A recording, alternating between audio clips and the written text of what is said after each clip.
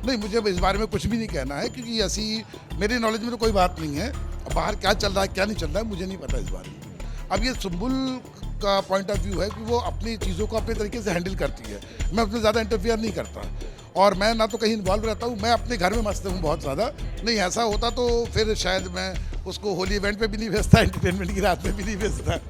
तो सबसे पहले तो एक सुम्बुल वो थी जो बिग बॉस हाउस के अंदर थी, जहाँ पे उसको एक जो टैग दिया गया था बच्ची है वाला, और एक सुम्बुल आज है जिसे हम देखते हैं जिस जो बहुत ही मैच्योरली हर चीज़ों को हैंडल भी करती है और हर चीज़ों का जवाब भी देती है।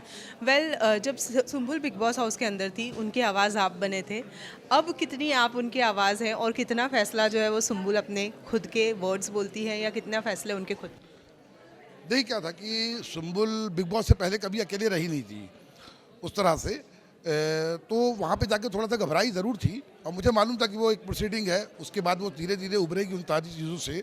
वहाँ पे ज़रूर मेरे को थोड़ा सा एज ए सिंगल पेरेंट मैं थोड़ा सा इन्वॉल्व हो गया था थोड़ा ज़्यादा, लेकिन अब लगता है कि वो ठीक था। और जब सुंबुल बाहर आई है तो अब मैं देखता हूँ उसके अंदर बहुत मैच्योरिटी है और अब मुझे नहीं लगता कि अब बहुत ज़्यादा उसको मेरी ज़रूरत है। अब मैं लगातार उसके साथ कहीं जाता भी नहीं हूँ, ना किसी अवार्ड फंक्शन में। आज हमारा ड्राइवर जो था वो बीमार हो गया, तो आज मैं एज ए ड्राइवर आया हूँ, एज ए फादर नहीं आया हूँ। लेकिन एक बच्चे के लाइफ में उसके बाप का जो किरदार है वो कभी ख़त्म नहीं होता है, चाहे बच्चा कितना भी बड़ा हो जाए। तो ताउम्र आप उनको एडवाइस तो देते ही रहेंगे, लेकिन आज भी गलत और सही में फ़र्क कितनी अच्छी तरीके से समझा पाते हैं? नहीं, देखिए क्या है कि बच्चा जब छोटा रहता है तो हम उसको समझाते हैं, लेकिन एक स्टेज ऐसी आती है कि जब बच्चा इतना समझदार, इतना मैच्योर हो जाता है कि हम उसको फिर बच्चा नहीं कहते, फिर उसको हम एज ए फ्रेंड ट्रीट करते हैं। और आज भी हम लोग के घर में जो भी प्रॉब्लम्स होती है, कोई भी बात होती है, तो हम लोग तीनों बैठ के आपस में डिस्कस करते हैं कि इसको क्या करना चाहिए, कैसे सेटल करना चाहिए। और रही बात डिसीजन मेकिंग की, तो पहले डिसीजन मैं लेता था, लेकिन अब ये स्थिति आ गई है कि मेरे भी डिसीजन सुंबुल लेती है। तो अगर आपके डिसीजन पे सुम्बुल लेती है, तो ये जो गाने वगैरह आ रहे हैं वो सारे में आपका डिसीजन रहता है? प्रोजेक्ट्स जो भी वो साइन करते हैं वो आपका डिसीजन होता है या? नहीं, नहीं, नहीं, मेरा उसमें कोई रोल नहीं है, बल्कि मुझे तो ये भी नहीं मालूम रहता आजकल कि वो कहीं किसी का मॉक शूट है या कुछ है, मैं ज़्यादा पूछता भी नहीं हूँ उससे। वो जाके बताती है पापा जैसा हुआ वैसा हुआ। जैसे आज अवार्ड शो है, उसमें किस कैटेगरी में अवार्ड मिल रहा है मुझे नहीं पता, वो तो मैं यहाँ पे आज आया एज ए ड्राइवर तो मुझे यहाँ मालूम चला। तो डिसीजन देखिए अब क्या होता कि सबको ये लगता है कि एक फादर है प्रोटेक्टिव हो, नो डाउट। एक सिंगल पेरेंट रहेगा या सिंगल कोई फादर भी रहे, मदर रहे, वो अपने बच्चों के लिए प्रोटेक्टिव तो रहेगी।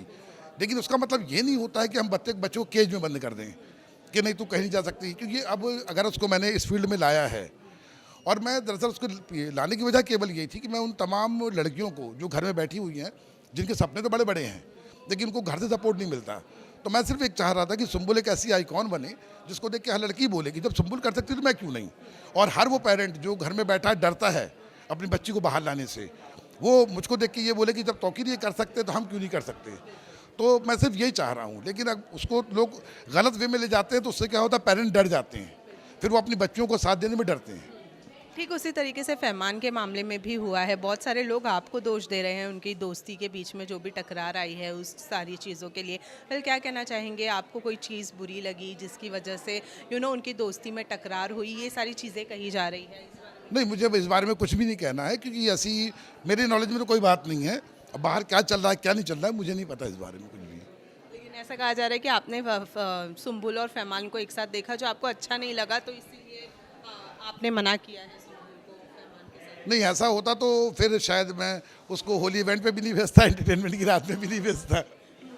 ऐसा कुछ नहीं है, ये बस ये बच्चे हैं आपस में, चलता है, लोग की अपनी सोच है। लेकिन आपने एडवाइस किया सुम्बुल को कि झगड़ा ख़त्म करके उनको उनसे दोस्ती कर लेनी चाहिए, क्योंकि उन्होंने सपोर्ट किया है कहीं ना कहीं बिग बॉस हाउस में फरमान को। नहीं, देखिए मैं क्या कहता हूँ कि सुंबुल की जर्नी में बहुत से लोग हैं जो उसको सपोर्ट करते आए हैं आज तक, और सुंबुल का नेचर है कि वो सबके साथ घुली मिली रहती है।